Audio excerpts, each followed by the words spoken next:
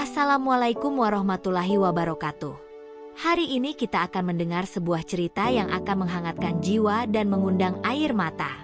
Cerita ini berawal dari murid SMA yang berjuang membongkar kasus korupsi di sekolahnya. Mari kita mulai ceritanya. Semoga yang sudah like dan subscribe, saya doakan masuk surga, dan mari kita panjatkan doa yang terbaik untuk saudara kita yang kesusahan di kolom komentar.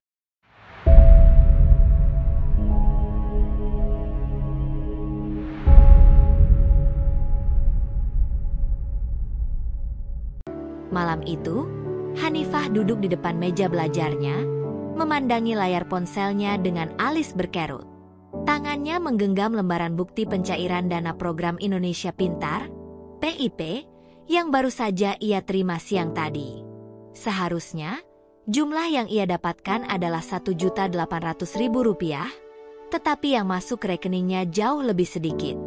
Rp250.000 telah dipotong tanpa alasan yang jelas. Hatinya diliputi tanda tanya besar. Kemana uang itu pergi? Siang tadi, saat ia dan teman-temannya berbaris di depan ruang tata usaha untuk mengambil buku rekening masing-masing, suara bisik-bisik sudah terdengar. Beberapa siswa terlihat saling bertanya satu sama lain. "Kamu dipotong juga?" "Enggak." Salah seorang temannya, Rina, berbisik padanya dengan wajah khawatir. Hanifah mengangguk pelan. Rina menggigit bibirnya, jelas ada sesuatu yang mengganjal di pikirannya. Katanya buat partai. "Ya?" Suara Rina hampir tak terdengar. Hanifah tertegun. "Partai? Sejak kapan bantuan pendidikan harus berbagi dengan partai politik? Seharusnya, dana itu sepenuhnya milik siswa, tanpa ada potongan sepeser pun."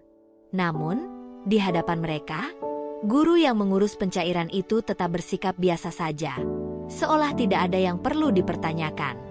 "Sudah, kalau ada yang tanya, bilang saja buat administrasi." Suara salah satu staf sekolah terdengar samar dari balik meja administrasi. Hanifah langsung merasakan ada sesuatu yang janggal. Saat perjalanan pulang, Hanifah membuka grup chat kelasnya. Ia mengetik dengan cepat, "Kalian semua dapat uang PIP dipotong juga enggak?" Dalam hitungan detik, notifikasi berdatangan. Hampir semua menjawab, "Iya." Beberapa bahkan menambahkan bahwa mereka tak berani bertanya lebih lanjut karena takut dimarahi. Seseorang di grup bahkan menulis, katanya kalau nggak mau dipotong, nanti tahun depan nggak bakal dapat lagi. Hanifah merasakan gelombang kemarahan di dadanya. Ini tidak adil. Bagaimana mungkin dana yang diperuntukkan bagi siswa dari keluarga kurang mampu malah dikorupsi? Ia membayangkan wajah ibunya, yang bekerja siang malam sebagai penjahit rumahan untuk mencukupi kebutuhan sekolahnya. Bagaimana jika ada siswa lain yang lebih membutuhkan uang ini? Bagaimana jika mereka harus mengorbankan kebutuhan sekolah mereka hanya karena potongan ini? Kecurigaannya semakin menguat ketika ia berbincang dengan sepupunya, Dinda, yang bersekolah di SMA lain. "Di sekolahku nggak ada potongan sama sekali," kata Dinda heran. Hanifah terdiam. Jadi, ini hanya terjadi di sekolahnya? Dadanya mulai sesak. Jika ini hanya terjadi di SMAN 7 Kota Cirebon, maka ada kemungkinan bahwa ini bukan kebijakan resmi, melainkan tindakan segelintir orang. Pikirannya mulai liar. Bagaimana jika benar bahwa potongan ini masuk ke kantong seseorang? Apa benar ada oknum yang berani mencuri uang dari anak-anak sekolah dengan dalih politik? Ia menggigit bibirnya, berusaha menenangkan diri. Tapi tidak. Ia tak bisa diam saja. Jika ia tak melakukan sesuatu, siapa yang akan melakukannya? Saat makan malam, ia memberanikan diri bertanya kepada ibunya. Meskipun ia tahu bahwa ibunya tak suka membicarakan hal-hal yang berbau konflik. "Bu, kalau misalnya ada sekolah yang motong uang bantuan buat siswa, gimana menurut ibu?" Ibunya yang sedang menyendok nasi ke piringnya langsung berhenti. "Motong gimana maksudnya?" tanyanya curiga. Hanifah menelan ludah. Katanya, "Buat partai," jawabnya lirih. Ibunya langsung meletakkan sendoknya dengan wajah tegang. "Itu korupsi, Hanifah," katanya dengan suara berat. "Siapapun yang melakukannya, itu nggak benar." Perasaan Hanifah semakin kacau. Ini bukan hanya tentang dirinya. Ini tentang 154 siswa lainnya yang juga dirugikan. Malam itu, ia duduk diam di kamarnya, menatap layar ponselnya yang masih dipenuhi pesan teman-temannya. Pikirannya berputar cepat. Ia harus melakukan sesuatu. Dengan tangan sedikit gemetar, ia membuka media sosial dan mulai mengetik. Awalnya ia ragu, tetapi kemudian ia mengingat wajah-wajah teman-temannya yang pasrah, ibunya yang bekerja keras, dan janji bahwa pendidikan harusnya bebas dari kepentingan politik. Dengan napas tertahan, ia akhirnya menekan tombol "kirim". Dan disitulah semuanya dimulai. Keesokan paginya, Hanifah melangkah ke sekolah dengan perasaan tak menentu. Ia tahu unggahannya di media sosial sudah menyebar luas. Sejak tadi malam, notifikasinya terus berdatangan. Banyak yang memberikan dukungan, tetapi ada juga komentar bernada ancaman. "Hati-hati, jangan cari masalah. Kamu pikir bisa melawan sistem?" Namun, yang paling mengejutkannya adalah pesan dari nomor tak dikenal. "Jangan campuri urusan ini kalau tidak mau repot." Hatinya mencelos, tapi ia berusaha menenangkan diri. Ia tidak melakukan kesalahan. Ia hanya mengungkap kebenaran. Saat memasuki gerbang sekolah, beberapa siswa meliriknya dengan ekspresi berbeda-beda. Ada yang kagum, ada yang khawatir, dan ada yang tampak cemas seolah takut ikut terseret. Rina, sahabatnya, segera menghampiri dengan wajah panik. "Han, lo beneran gak takut?" bisiknya. Hanifah menghela napas. "Takut. Tapi kalau aku diam saja, siapa lagi yang bakal ngomong?" Rina terdiam. Wajahnya penuh kebingungan. Ia ingin mendukung Hanifah, tetapi ketakutan juga menyelimutinya. "Gue dukung lo, tapi hati-hati ya," ujarnya lirih. Hanifah hanya tersenyum kecil sebelum melangkah menuju kelasnya. Baru saja ia duduk, pintu kelas terbuka dengan keras. Seorang guru yang jarang berinteraksi dengannya berdiri di ambang pintu. "Hanifah, ikut saya ke ruang guru sekarang." Suaranya tegas, nyaris dingin. Kelas langsung sunyi. Semua mata tertuju pada Hanifah. Ia menelan ludah, tetapi segera berdiri. Ini pasti tentang unggahannya tadi malam. Saat memasuki ruang guru, ia melihat beberapa staf dan wakil kepala sekolah, undang Ahmad Hidayat, sudah duduk di kursi. Tatapan mereka tajam. "Duduk," perintah undang dengan nada datar. Hanifah menuruti, meskipun kakinya terasa lemas. "Kami sudah melihat unggahanmu," lanjutnya. "Kamu tahu apa konsekuensi dari menyebarkan informasi yang belum tentu benar?" Hanifah mengepalkan tangannya di bawah meja. "Tapi ini benar, Pak. Semua siswa mengalami pemotongan. Saya hanya mengatakan yang seharusnya dikatakan." Suaranya tegas, meski ada sedikit getaran. Para guru saling pandang. Salah satu dari mereka, seorang staf administrasi, bersedekap dan menggeleng pelan. "Kamu tidak mengerti bagaimana sistem ini bekerja. Ada aturan yang harus diikuti." Hanifah mengerutkan kening. "Aturan yang mana, Pak?" "Setahu saya, dana PIP itu hak siswa dan tidak boleh dipotong dengan alasan apapun," jawabnya tajam. Ia bisa merasakan atmosfer ruangan berubah. Undang Ahmad Hidayat menghela napas panjang, lalu mencondongkan tubuhnya ke depan. "Dengar, Hanifah. Sebaiknya kamu berhenti membahas ini. Jangan menyindir atau menyebarkan hal-hal yang bisa memperburuk keadaan. Fokus saja ke pelajaranmu." Hanifah merasa darahnya mendidih. Jadi saya harus diam sementara teman-teman saya dirugikan? Tantangannya membuat beberapa guru tampak gelisah. Namun, undang tetap tenang. "Jangan membuat masalah di sekolah ini. Hanifah, kami hanya ingin menjaga ketertiban. Hanifah sadar, ini bukan sekadar peringatan. Ini adalah perintah untuk diam. Namun, bagaimana bisa ia diam ketika ketidakadilan terjadi di depan matanya? Ia bangkit dari kursinya. Saya tidak akan berhenti, Pak. Saya hanya ingin keadilan. Saat ia melangkah keluar dari ruangan, perasaannya campur aduk antara ketakutan dan keberanian. Ia tahu bahwa sejak detik itu, ia telah menjadi musuh bagi orang-orang yang ingin menyembunyikan kebenaran. Tetapi ia juga tahu satu hal, perjuangannya baru saja dimulai. Hanifah berjalan keluar dari ruang guru dengan langkah cepat. Jantungnya masih berdegup kencang setelah konfrontasi barusan. Udara di luar terasa lebih panas dari biasanya. Atau mungkin itu hanya perasaannya. Pandangan teman-temannya yang berpapasan dengannya di lorong terasa berbeda. Ada yang mengagumi, ada yang menghindari tatapannya, dan ada yang menatapnya dengan penuh kekhawatiran.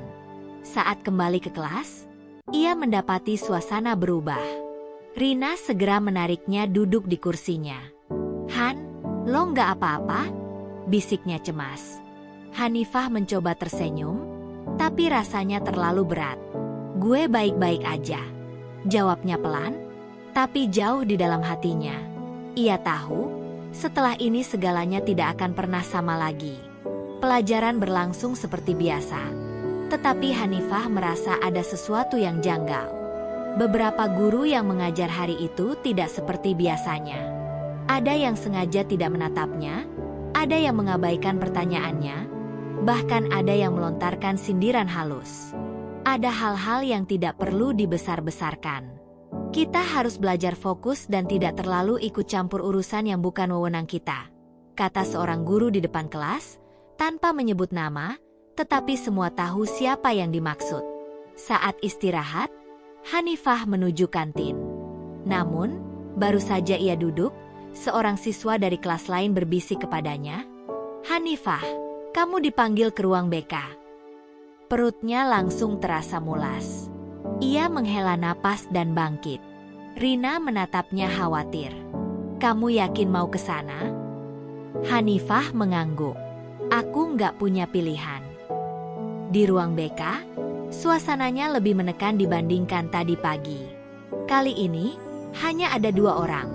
Wakil Kepala Sekolah Undang Ahmad Hidayat dan seorang guru BK perempuan yang dikenal ramah, tetapi kali ini ekspresinya dingin. "Duduk, Hanifah," kata Undang. Hanifah duduk dengan punggung tegak, berusaha menyembunyikan kegugupannya. "Kami sudah berbicara dengan kepala sekolah," kata guru BK itu. "Dan kami ingin menasihati kamu untuk berhenti membicarakan masalah ini, terutama di media sosial. Kamu tahu apa risikonya kalau terus melawan." Hanifah mengepalkan tangannya di pangkuannya. "Risiko seperti apa, Bu?" tanyanya, meskipun ia sudah bisa menebak jawabannya. Undang menatapnya tajam. "Kami bisa mempertimbangkan tindakan lebih lanjut jika kamu terus menyebarkan keresahan di sekolah ini, termasuk sanksi akademik." Dada Hanifah terasa sesak. Jadi, ini sudah sampai ke tahap ancaman? Ia menatap mata mereka satu persatu. Mereka ingin menakutinya, ingin membuatnya berhenti. Tapi ia tahu, jika ia tunduk sekarang, kebenaran akan dikubur selamanya. Hanifah menarik napas dalam-dalam, lalu berkata dengan suara yang lebih tegas dari yang ia kira. "Saya hanya ingin kejelasan, Pak, Bu. Ini tentang hak kami sebagai siswa. Saya tidak menyebarkan kebohongan." Guru BK itu menghela napas panjang, seolah lelah berdebat dengannya. "Kami hanya ingin kamu berpikir baik-baik sebelum bertindak. Sekarang, kembali ke kelas." Saat Hanifah keluar dari ruangan, ia merasa kepalanya berat.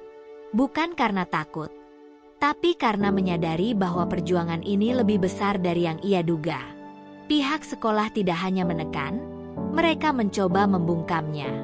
Namun, satu hal yang pasti, Hanifah tidak akan mundur. Hanifah berjalan pulang dari sekolah dengan langkah yang lemas. Pikirannya terus berputar. Ancaman sanksi akademik yang dilontarkan tadi masih terngiang-ngiang di kepalanya. Sesaat ia merasa takut, tetapi jauh di dalam hatinya, ketakutan itu berubah menjadi tekad. Jika mereka mencoba membungkamnya, maka itu berarti ada sesuatu yang benar-benar salah di sekolah ini. Setibanya di rumah, ia langsung membuka ponselnya. Akun media sosialnya penuh dengan komentar. "Hanifah, kamu luar biasa. Hati-hati, ya. Pasti ada yang gak suka sama kamu." Tapi ada juga komentar bernada ancaman. "Jangan sok pahlawan. Urus saja urusan sendiri." Hanifah menarik napas panjang. Ia tahu risikonya, tetapi melihat banyaknya orang yang mendukungnya membuatnya semakin yakin bahwa ia tidak sendirian. Saat malam tiba, ponselnya bergetar. Sebuah nomor tak dikenal meneleponnya. Ia ragu sejenak sebelum mengangkatnya. "Halo?" Suaranya terdengar hati-hati. "Selamat malam, Hanifah. Saya jurnalis dari salah satu media nasional. Kami tertarik dengan unggahanmu soal dugaan pemotongan dana PIP di sekolahmu. Bisa kita bicara?" Jantung Hanifah berdegup kencang.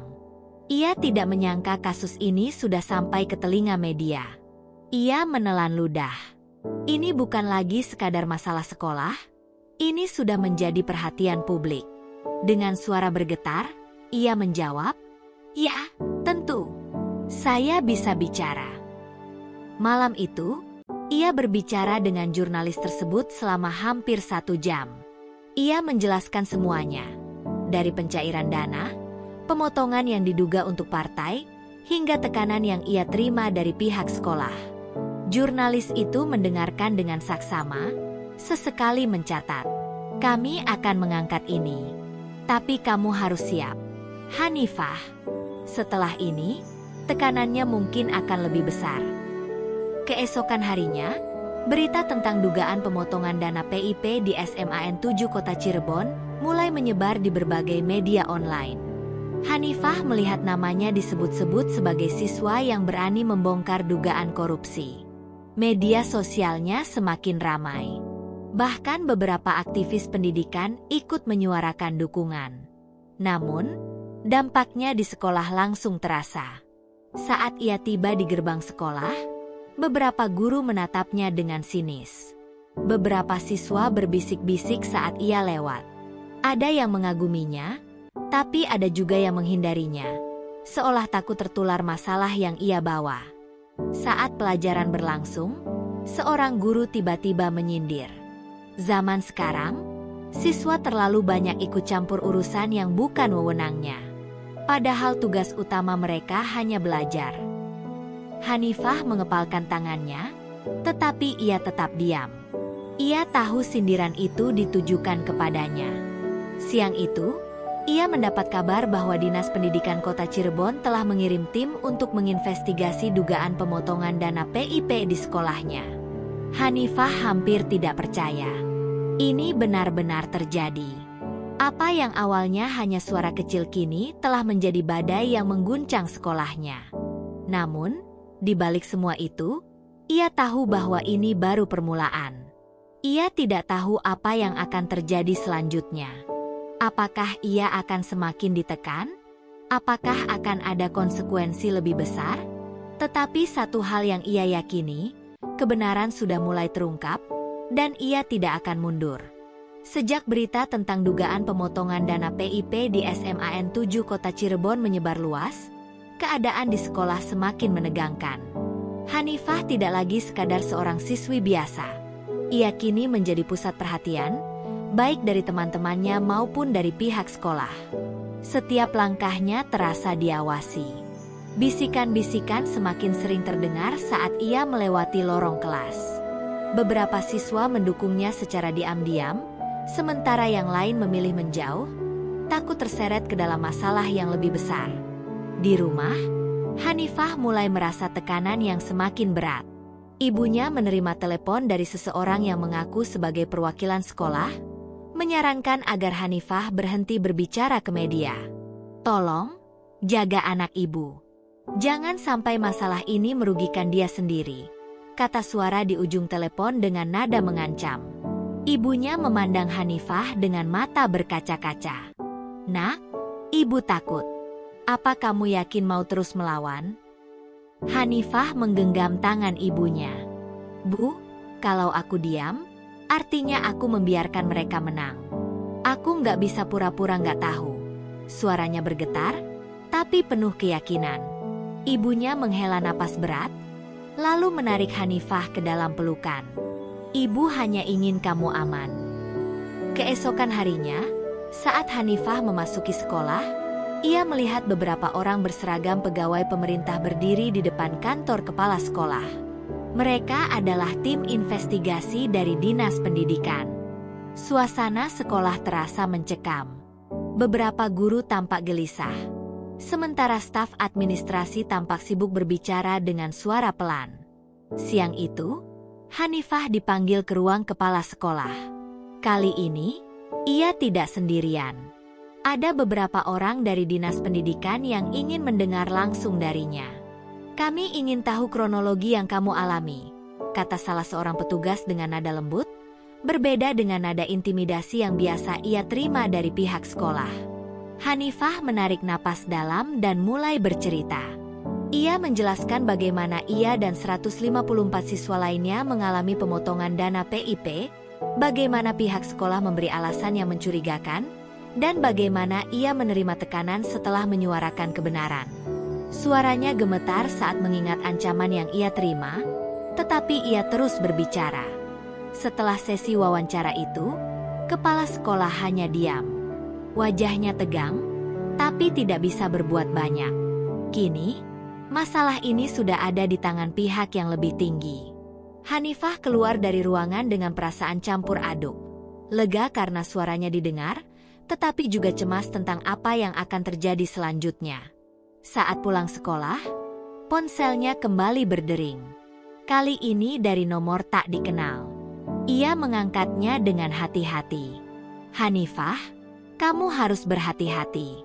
Ada orang yang tidak suka dengan apa yang kamu lakukan. Suara itu terdengar pelan, seperti seseorang yang ingin memberinya peringatan. Sebelum Hanifah sempat bertanya lebih lanjut, panggilan itu terputus. Hanifah menatap layar ponselnya dengan perasaan campur aduk. Ia tahu ia sudah membuka pintu yang seharusnya tetap tertutup bagi mereka yang ingin menyembunyikan kebenaran. Namun, ia juga tahu satu hal. Perjuangan ini belum selesai. Hari-hari setelah investigasi Dinas Pendidikan terasa semakin berat bagi Hanifah. Sekolah yang dulu terasa seperti rumah kedua kini berubah menjadi tempat yang penuh tekanan. Beberapa guru yang dulu ramah kini enggan menatapnya. Beberapa teman mulai menjaga jarak, seolah takut terkena dampak dari keberaniannya. Tapi Hanifah tidak menyesal. Ia tahu bahwa yang ia lakukan adalah benar.